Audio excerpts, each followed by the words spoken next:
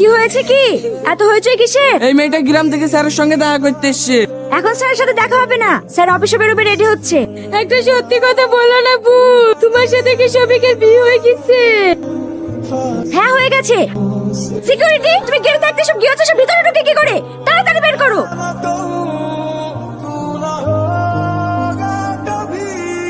Security, ওকে ছেড়ে দাও। আমার শফিক, তুমি ভালো আছো তো? হ্যাঁ ভালো আছি। তুমি কি সত্যি বিয়ে করে ফেলেছো? না না, আমি বিয়ে করিনি তো।